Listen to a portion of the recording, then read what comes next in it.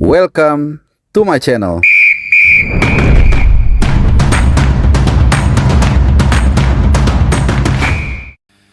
Ya, pertandingan antara Indonesia dan Bahrain pada kualifikasi Piala Dunia 2026 round ketiga baru saja berakhir dan kita dirampok bulat-bulat oleh sang wasit asal Oman yang tentunya memberikan injury time 50%, ya lebih lama, bahkan lebih dari yang diberikan oleh fourth official pertandingan, sehingga kemudian ada gol penyimbang kedudukan ya di detik terakhir, bahkan bukan di detik terakhir, bahkan sudah melewati detik-detik terakhir, sehingga kemenangan bersejarah yang seharusnya sudah di depan mata, yang seharusnya menjadi milik Indonesia harus sirna ya. Meskipun kalau kita lihat dari sisi yang lain, sebenarnya ini juga bukan pencapaian yang kaleng-kaleng ya, karena artinya kita berhasil tidak kalah, tidak terkalahkan di 3 laga round 3 kali ini.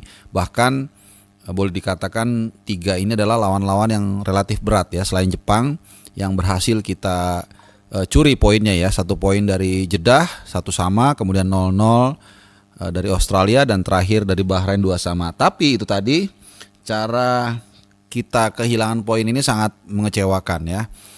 Memang di awal-awal kita sempat tertinggal, permainan kita juga tertinggal juga, shaky. Tapi kemudian ada gol dari Ragnar Oratmangun. Ya, ini yang membangkitkan semangat bagi pasukan Merah Putih. Gol psikologi yang terjadi di menit-menit terakhir babak yang pertama. Ya, apakah itu penyimbang kedudukan ataupun membalikkan kedudukan.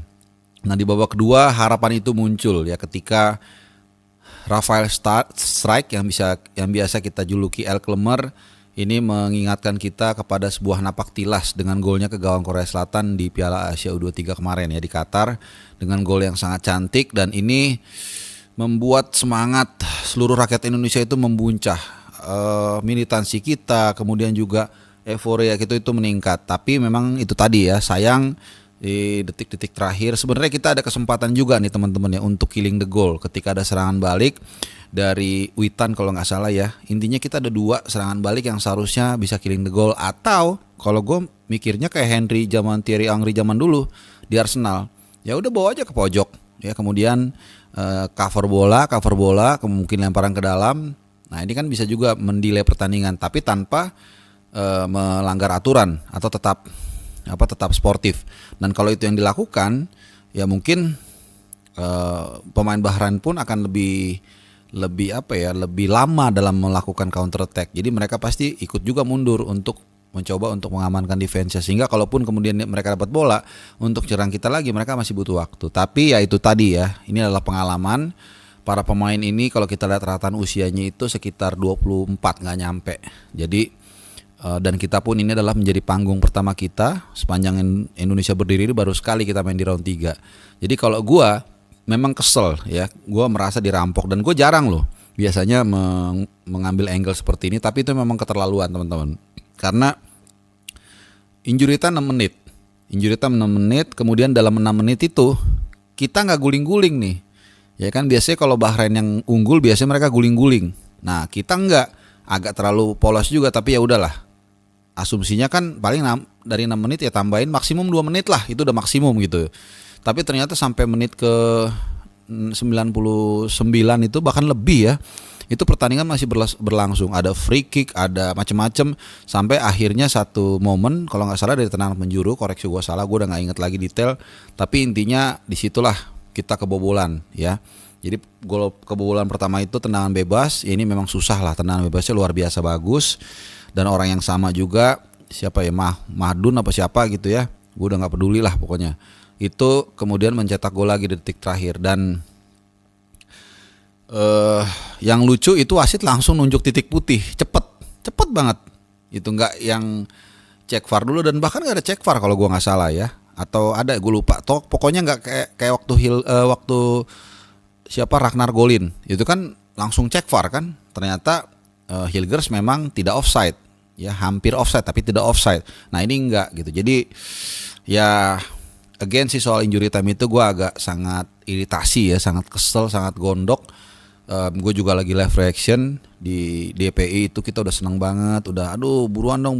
Gue bilang ini akan menjadi 6 menit terlama dalam sejarah Indonesia mungkin, dan ya jadi rasanya kayak ini tuh imbang tapi rasa kalah ya. Cuman memang benar yang banyak dikatakan oleh orang-orang ya, ketika kita ekspektasinya tinggi akhirnya kita jadi nggak mensyukuri hasil imbang ini. Kalau gue dari awal sudah berekspektasi, bukan berharap. Kalau berharap, kalau perlu kita juara dunia. Tapi kan kita punya ekspektasi. Ekspektasi itu kan harusnya didasarkan kepada penilaian atau analisa. Ya kita imbang. Jadi ya udah, kalau buat gua ini udah sesuai ekspektasi. Dan again, kalau kita mau lihat dari sisi positifnya adalah kita tidak terkalahkan, teman-teman ya. Tidak terkalahkan di grup C dengan 3 tim yang terberat kedua, ketiga, dan 4 kalau boleh dibilang. Kan Jepang paling nomor 1 lah gitu. Nah, sekarang kalau menurut gua dan ya peran dari tim kepelatihan dari Coach Sintayong tentunya harus punya mental baja ya, sebaja nih leher beton nih si Mike Tyson, harus sekuat dia untuk bisa bangkit dari hasil imbang tapi rasa kekalahan gitu ya, untuk bisa fokus. Karena banyak pasti kita yang silaturahmi ke wasit lah, kemudian juga layangkan surat ke AFC. Ya itu sih silahkan aja, hak kalian ya, atau hak PSSI gitu untuk melayangkan. Tapi gue yakin 1 triliun persen itu tidak akan mengubah hasil. Ya oke, itu wajar kita bereaksi. Gue juga seperti yang tadi gue sampaikan, jarang-jarang gue mengangkat angle seperti ini. Biasanya gue stay positif tapi ini memang sangat mengganggu. Nah tapi jangan terlalu lama teman-teman. Ya, enough is enough. Ya mungkin hari ini kita kurang nyaman, kesel ya, walaupun sekali lagi ini sebenarnya hasil yang luar biasa ya 3 pertandingan ini, tapi itu tadi karena kita punya harapan sebenarnya untuk bisa meraih 3 poin dan juga untuk menjadi tim pertama di Asia Tenggara yang meraih poin lebih dari 4. Karena sebelumnya kan hanya Vietnam kalau nggak salah, atau Thailand yang poinnya cuma 4. Jadi kita diambang again sejarah ini, diambang sejarah. Tapi sayang ya, kemudian itu tadi ada kontroversi yang sangat mengganggu. Yang pasti tim kepelatihan STE harus secepat mungkin membalikan mental para pemain. Ya besok dijadwalkan, ini sih mungkin udah masuk hari Jumat ya. Jadi Jumat gua nggak tahu, tapi menurut info mereka akan langsung terbang ke Qingdao, China, untuk langsung persiapan menghadapi China. Dan berita bagusnya adalah, nah itu dia ya, di setiap badai itu pasti selalu ada pelangi. Mudah-mudahan dukungan dari Pak Erick Thohir dengan mencarter pesawat sehingga para pemain bisa lebih cepat sampai di China dengan nyaman, ini bisa membantu persiapan kita untuk benar-benar ya, bukan hanya kita diambang sejarah tapi berada di dalam sejarah itu dengan mengalahkan China, dan tadi itu menjadi tim Asia Tenggara pertama yang bisa mencatatkan poin lebih dari 4 dan dalam hanya 4 pertandingan. Sementara informasi yang gue baca dan mungkin juga sebagian kalian udah baca ya, karena kalau kalian sering nonton bola atau timnas, algoritmanya biasanya real shortnya pasti itu aja ya, jadi pasti akan cepat beredar. Jadi China itu tidak mendapatkan privilege seperti tim nasional kita. Jadi mereka justru seperti kena bumerang ya, dengan menunjuk tempat pertandingan itu di Qingdao. Jadi mereka sekarang jadi lebih lama terbangnya konon dari Australia, setelah mereka baru saja dikalahkan 3-1 oleh Socceroos, untuk terbang ke Qingdao. Jadi mereka lebih capek. Jadi selalu ada pelangi di balik setiap storm atau badai. Ya mudah-mudahan ini bisa kita manfaatkan. Para pemain itu recovery cepat. Ya kelihatannya tadi memang ada beberapa pemain ya yang agak sedikit kehabisan bensin, tapi wajar. Salah satunya Tom Hai, walaupun dia nggak sehabis ketika di Jeddah, karena memang cuaca di Bahrain itu seperti yang gue singgung juga di 1 atau 2 video gue sebelumnya itu, berdasarkan laporan atau informasi dari salah seorang teman ya, Daeng Ilham di Bahrain itu relatif berangin. Dan tadi kita lihat juga saat menyanyikan Indonesia Raya di awal-awal itu angin memang cukup kencang. Jadi tidak terlalu menguras stamina. Jadi kita semua berharap para pemain itu cepat recovery secara mental maupun juga secara fisik, supaya lawan China kita benar-benar bisa meraih 3 poin dari tim yang sedang terluka. Ya mudah-mudahan kita bisa menambah luka mereka, dalam arti mengalahkan mereka secara sportif dan meraih 3 poin, sekaligus juga tentunya memperkokoh ya posisi kita di grup C. Nah terkait pertandingan sebelum gue tutup, jadi eh Sebenarnya pertandingan kalau kita semua nonton memang di awal itu bikin kita agak apa ya, senewan lah gitu. Mungkin bahasa yang paling tepat itu ya, senewan. Sepertinya nggak jejak gitu ya. Jadi ada beberapa catatan juga menurut gua di lini belakang terutama ya, agak mengejutkan juga. Gua nggak mau tunjuk satu pihak, tapi gini, di pertandingan yang cukup penting tapi Sintayong langsung menampilkan 3 back yang nyaris nggak pernah bermain bersamaan. Jordi Amat dengan Jay Itses dengan Hilgers karena Hilgers sebut, dan juga Hilgers apalagi dengan Jordi Amat. Jadi ini tiga-tiganya seingat gua ya nggak pernah main bersamaan seingat gua. Mungkin hanya lawan Irak kalau nggak salah ya, waktu itu Jordi Amat kena kartu merah. Intinya jarang lah ya, nanti ya hak kalian sih, cuman ini pernah bung sekali ya, intinya jarang lah ini bertiga main bareng. Dan akhirnya tadi kelihatan agak shaky, tapi memang bukan semata-mata itu menjadi kebobolan kita dari tendangan bebas mereka, tapi akhirnya apa? Bilap serangan jadi agak macet sehingga aliran bolanya jadi ke depan kurang lancar. Nah, Tom Hai yang kita digadang-gadang itu akan mengalirkan bola ke depan, akhirnya juga jadi kerepotan. Dia akhirnya sering turun ke belakang dan akhirnya kelelahan. Dan kalaupun dia dapat bola di belakang, naikin ke depannya jadi butuh waktu lagi, butuh jarak, jarak lebih jauh lagi. Jadi akhirnya boyo sendiri gitu ya.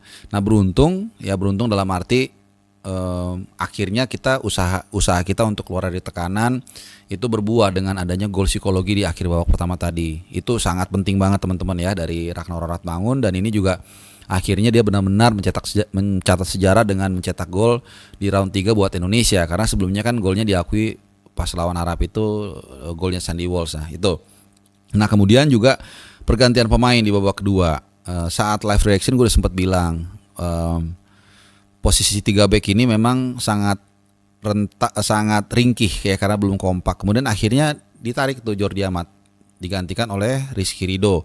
Nah, ini mulai membaik ya, walaupun Rizky Ridho mungkin tidak sebebek dari si Jordi Amat atau tidak setinggi Jordi Amat, tapi dia sudah terbiasa main dengan Bang Jai, dan Bang Jai juga suka mentorin dia, dan akhirnya hasil lebih beda. Nah, cuman sebelum gue lanjut teman-teman, tapi jangan kita membuli pahlawan-pahlawan kita. Jordi Amat itu bukannya orang jahat, dia bukannya orang yang berniat untuk menjadi pengkhianat, enggak. Dia berusaha yang terbaik ya, tapi kalau kemampuannya ataupun mungkin masih kurang ya jangan dibully ya, gitu. Itu aja. Kalau kita berpendapat dia mainnya kurang, it's okay, tapi jangan sampai dia jek-jekin, apalagi sampai ke wallnya dia. Wah, itu gue sangat tidak setuju ya, itu kontraproduktif dan gak ada gunanya. Jadi dia tuh sudah berusaha, dia bukan yang gak berusaha ya, cuman kalau mungkin belum sampai ya apa boleh buat gitu. Nah, itu kan keputusan pelatih. Akhirnya tadi menarik dia menggantikan dengan Rizky Ridho yang agak lebih bagus nyetel. Akhirnya apa? Pelan-pelan kita lebih tinggi garis pertahanannya, kita lebih menekan, dan hasilnya tadi sempat ada gol dari Rafael Strike ini dari El Klemer yang wah ini keren banget sih golnya. Dan gua rasa meningkatkan PD dia juga ya untuk bisa mencetak gol lebih banyak lagi, karena ada istilah spiral psychology. Intinya kalau bahasa gampangnya itu kalau lagi apes-apes aja ya, setelah berbulan-bulan dia gagal mencetak gol di level senior, akhirnya berhasil. Mudah-mudahan nanti El Klemer itu bisa lebih pede lagi, confidence-nya tumbuh dan bisa menyumbangkan gol buat timnas kita. Dan itu pun akhirnya menjawab mengapa Sintayong selalu memasang dia. Kalau dia memang selama ini gak mencetak gol, dia bisa memberikan ruang buat teman, bisa membawa bola.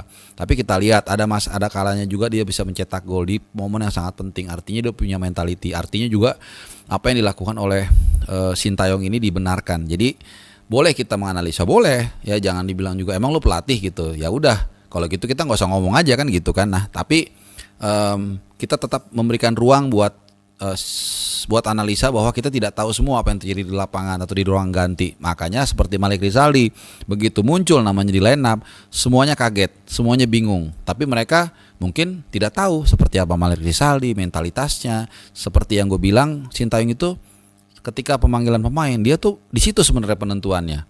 Dia lihat bagaimana cara dia bersikap, kepercayaan dirinya, keseriusan dalam latihan, itu sangat menentukan dalam dia mengambil keputusan untuk memainkan pemain. Walaupun mungkin di klubnya dia nggak reguler gitu ya. Nah, untuk pergantian pemain tadi memang sangat berpengaruh ya, lebih bertenaga, terutama juga Sandy Walsh yang agak kurang. Gue juga nggak ngerti, mungkin karena brewoknya nggak apa dicukur ya.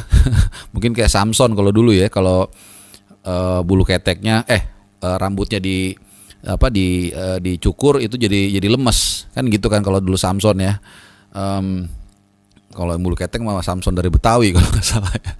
Nah jadi akhirnya gue nggak ngerti lah kenapa, tapi Sintayong mengambil keputusan yang cepat. Nah ini sebenarnya kalau ada gue hadir di sana di preskon itu gue bisa tanya gitu apa yang terjadi dengan dia dan kenapa dan apa pertimbangannya akhirnya dia menarik Sandy Walsh dan menaruh Eliano Reinders. Ini juga sekaligus debut ya, jadi duo debut Hilgers dan juga Reinders, dan ternyata lumayan efektif juga ya karena Reinders punya kecepatan dan dia ini pemain yang kalau kalian tahu dulu itu seperti Zambrotta atau seperti Luis Enrique zaman dia jadi pemain itu. Kalau di FM itu jadi defender LCR, midfielder LCR gitu. Jadi intinya bisa main terutama di sisi flank ya. Kalau Irlander memang center enggak lah, dia hanya flank kanan atas bawah, flank kiri atas bawah. Nah itu akhirnya dia memang ditampilkan di posisinya Sandy Walsh dan lumayan ya beberapa kali dia mengcover bola. Kemudian juga Malik Rizali sebenarnya bagus mainnya teman-teman, tapi berhubung dia robek ya pelipisnya, mungkin agak nyut-nyutan juga ya, akhirnya ditarik keluar di babak yang kedua.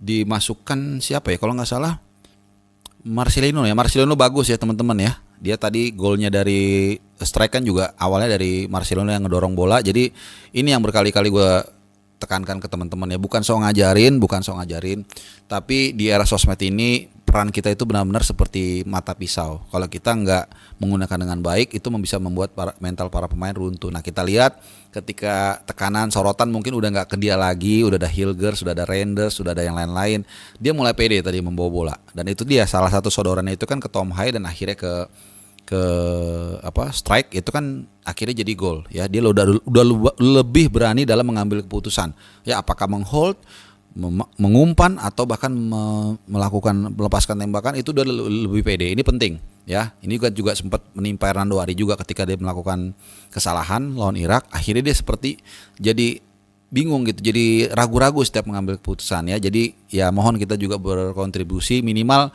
Kalau kalian bilang itu bang di sana juga emang udah kayak gitu, minimal subscriber channel Bung Harapa jangan seperti itu ya. Kecuali dia melakukan tindakan kriminal di luar bola, ya itu susah kita bela ya. Tapi kalau dia memang mainnya kurang bagus ya kita dukung, kita analisa pun boleh, tapi jangan diejekin, apalagi sampai kalau bahasa kalian itu atau bahasa mereka tuh silaturahmi, itu jangan ya. Itu pemain kita juga. Oke. Kemarin apalagi yang menarik ya. Di tengah Ivar Jenner awal-awal nggak terlalu kelihatan, tapi setelah itu memang dia agak lumayan. Verdong still the best. Kita bisa lihat bagaimana berkali-kali gue udah bilang tandukannya itu luar biasa ya, bola-bola atas itu walaupun dia pendek kemarin. Jadi ini satu-satunya pemain di tim nasional kita yang play every single second, baik di Nijmegen, di NSC Nijmegen, di klubnya di Eredivisie, dan juga di timnas gitu. Jadi musim ini nih dialah satu-satunya pemain yang pokoknya setiap klub main dia main terus, tim nasional main terus. Ini luar biasa ya. Jadi kita beruntung banget punya Calvin Verdong yang membuat sisi kiri pertahanan kita agak lebih kokoh ya. Dan walaupun akhirnya membuat Pratama Arhan dan juga Sen Patinama harus bekerja lebih keras ya. Ini Sen Patinama juga tadi cukup reaktif lah gue bilang ya, cukup emosi mungkin karena melihat memang tadi itu tuh si botak atu tuh sebel banget gue. Dah pakai 3 menit tambah lagi dari 6 menit kan, aneh-aneh juga. Dan Pak Sumarji kartu merah ya, sebagai informasi aja nih. Pak Sumarji ini sosok yang sangat baik ya, kita harus kawal juga oleh orang tua kita ya, walaupun ya gue nggak tahu, mungkin kita bisa dengan mengunjungi IG beliau dan memberikan semangat ya. Ini luar biasa. Oke teman-teman, mudah-mudahan itu merap semua apa yang kita lihat tadi, dan mudah-mudahan juga mewakili apa yang ada di pikiran kalian. Kalau ada yang kurang silakan kalian tambahkan apapun itu di kolom komentar. Jangan gentar ya, para pemain kita Garuda masih ada pertandingan menghadapi China yang kita harus fokus ke sana untuk mengalahkan mereka dalam rangka mewujudkan ya 279.999.994 rakyat Indonesia yang ingin melihat kita tampil di Piala Dunia 2026, 2 tahun dari sekarang, 2 tahun kurang 3 bulan mungkin di Amerika Serikat, Kanada dan juga Meksiko. Oke teman-teman, ini gue rekam saat ini gue ngomong 3 kurang 4 ya. Jadi setelah ini gue akan packing, gue akan terbang. Terbangnya kemana? Kalian nantikan dalam beberapa jam ke depan. Oke, terima kasih teman. Jangan sedih ya, kita harus bangkit kembali. Kita adalah bangsa pejuang. Terima kasih untuk teman-teman semua yang udah nonton. Dan gue selalu berharap kalian dalam keadaan baik-baik saja. Walaupun gue yakin kalian dalam keadaan yang agak sedikit sedih, tapi kita harus tetap semangat. Dukung terus Merah Putih dan sampai jumpa. Bye-bye. See you di seberang sana.